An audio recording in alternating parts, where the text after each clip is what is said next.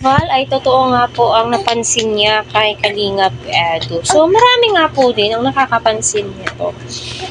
Hindi lang po ako, pero alam niyo, mas mainam po talaga kung step by step din naman po pwedeng makuha sa 10 paspasan at ano yung coach na yun, So, sa bagay, ngayon sa panahon po natin, ngayon iba na kasi yung mga kabataan, pero may ilan, na decente pa rin.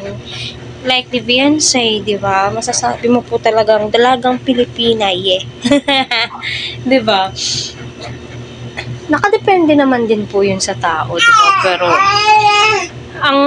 ang pinapunto lang kasi ni Kuya Bal, baka may maunahan si Edu.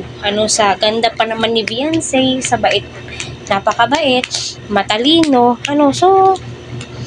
pero may promise ring naman po sila, baka maunahan nga daw po ni Kuya David.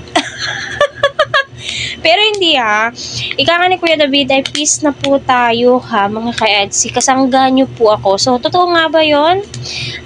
So, para sa akin, humingi naman po ng apology, why not? Pero, mag-heal po yan, mag-heal.